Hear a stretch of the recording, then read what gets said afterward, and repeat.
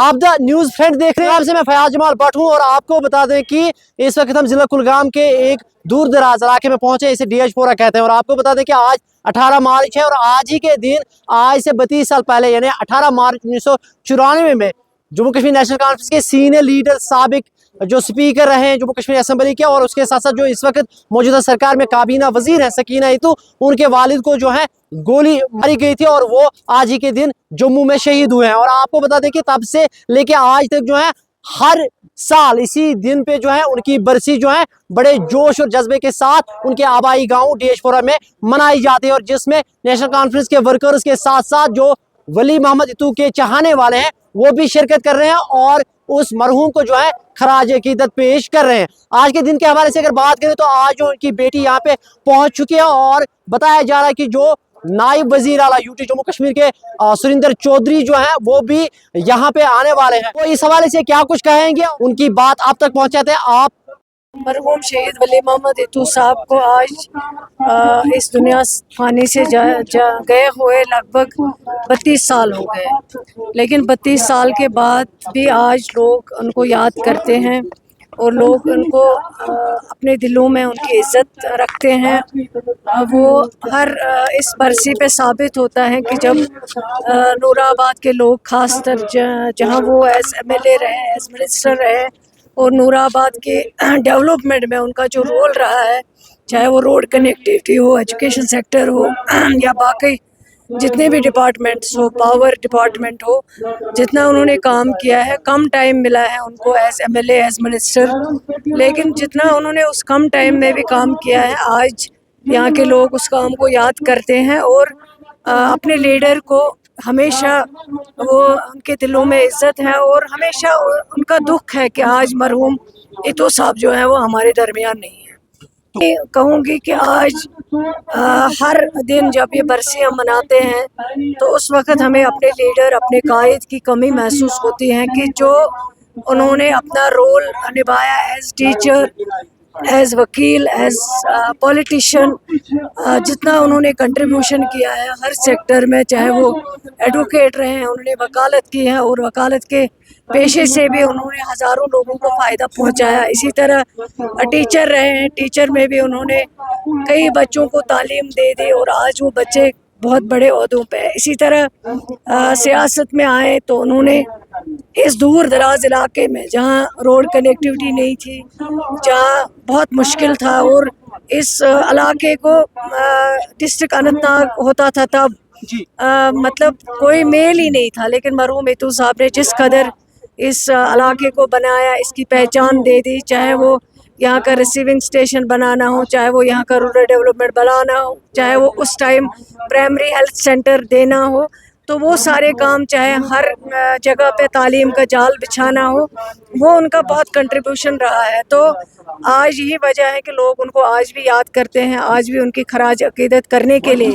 यहाँ जमा होते हैं। बजाय रमज़ान का महीना है और इतने सुबह सुबह लोग यहाँ पे आए अपने लीडर को खराज अकीदत करने के लिए। यही वजह है कि इतू साहब यहाँ के दिलों में बसते हैं लोगों के, और लोग उनको आज भी याद करते हैं और हमेशा याद करते हैं। इससे हटकर एक सवाल, यहाँ बदकिस्मती है कि यहाँ कुछ लोग जिनका कोई काम नहीं होता है, वो बस दिन में बैठ के फेसबुक चलाते हैं और हर एक चीज़ को तोड़ मोड़ के पेश करते हैं। जहाँ तक एजुकेशन सेक्टर का सवाल हो, चाहे वो प्राइवेट इंस्टीट्यूशन हो, चाहे वो गवर्नमेंट इदारे हो, हर एक का यही काम है बच्चों को तालीम देना। हमने जो बात की है उस इंटरव्यू में, उस बात को सही से नहीं पेश किया गया, बल्कि कुछ और चीज़ों को तोड़ मोड़ के पेश किया गया है। जैसे इंटरव्यू में हमने कहा कुछ कमियां जो हैं वो प्राइवेट स्कूल्स में भी हैं, कुछ कमियां जो हैं वो गवर्नमेंट स्कूल्स में हैं। जैसे कुछ प्राइवेट स्कूल हैं जहां इंफ्रास्ट्रक्चर इतना अच्छा है, अच्छे क्वालिफाइड टीचर्स भी हैं, वहीं कुछ गवर्नमेंट स्कूल है जहां कुछ कमियां हैं। लेकिन वहीं कुछ गवर्नमेंट स्कूल हैं जहाँ पे इतने अच्छे क्वालिफाइड टीचर हैं, और कहीं कुछ प्राइवेट स्कूल हैं जिनमें टीचर इतने ज़्यादा क्वालिफाइड नहीं है। मतलब दोनों सेक्टर में जो है जम्मू कश्मीर के बच्चों को तालीम दी जाती है, उनको पढ़ाया जाता है, उनको फ़ायदा मिल जाता है।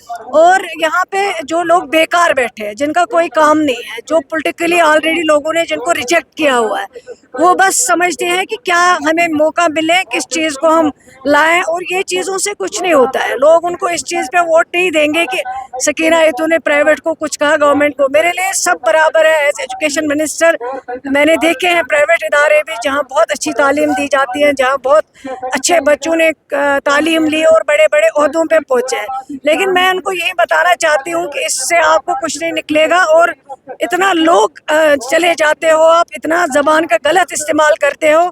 मुझे तो कई लोगों ने कहा है हम इसको इनके ऊपर केस लगाएंगे, लेकिन मैंने कहा कोई नहीं, इनको आदत हो गई है। पहले तो इनको यही नहीं है कि अपने आप को मुसलमान कहते हैं, लेकिन मुसलमान का मकसद और मतलब क्या होता है, किस तरह औरतों की इज्जत की जाती है हमारे मजहब में, उसका भी इनको ख्याल नहीं है। तो इसलिए जो मैंने कहा वो मैंने कुछ कहा और इन्होंने तोड़ मोड़ के उसको किसी और तरीके से पेश किया है। उस्ताद जो है वो कहाँ पे भी तालीम दे, लेकिन उसका कंट्रीब्यूशन है, उसकी इज्जत है हम सबके दिलों में। जिस तरह मैंने कहा प्राइवेट में भी कुछ कमियां हैं, गवर्नमेंट स्कूलों में कुछ कमियां हैं, तो उन कमियों को हमें पूरा करना चाहिए। यही मेरा कहने का मकसद है। देखिए, ये आज खाली अफगानिस्तान और पाकिस्तान का मैं नहीं चल रहा, पूरे देश और दुनिया में बात चल रही है। तो इसलिए जब बात आज एक ऐसा निज़ाम, एक ऐसा कॉन्फ्लिक्ट पूरे दुनिया में चल रहा है जिसको हम खाली हिंदुस्तान, पाकिस्तान और खाली अफगानिस्तान पे देख के नहीं देखें, आप पूरे दुनिया में देखें क्या हो रहा है। इसलिए ये बदकिस्मती है दुनिया की, और आज की जो लीडरशिप दुनिया में है उनको सोचना पड़ेगा कि क्या हम इस दुनिया को किस दिशा में लेके जा रहे हैं। इससे अच्छे तो पहले लीडर थे, जिन लीडरों ने हमेशा दुनिया को प्यार और मोहब्बत में बांध के रखा। ये कौन से नए लीडर पैदा हो गए जो आज पूरी दुनिया बिखर गई, पूरी दुनिया जंग में उतर गई। क्या जंग किसी बात की सोल्यूशन नहीं? मेरे कायदे सानी डॉक्टर फारूक अब्दुल्ला ने हमेशा कहा कि जंग किसी भी बात की सोल्यूशन नहीं है, हमेशा प्यार और मोहब्बत से रहना चाहिए। अटल बिहारी वाजपेयी ने भी कहा था कि हमेशा मोहब्बत से रहिए, आप दोस्त बदल सकते हैं, हमसाया नहीं बदल सकते। तो इसलिए आज आप जो ये गोली बारूद पे हम चल रहा है, आप देखें हालात क्या हैं, पूरी इकॉनमी बिगड़ रही है, पूरी आबू हवा बिगड़ रही है, पूरा क्लाइमेट बिगड़ रहा है। तो इसलिए ये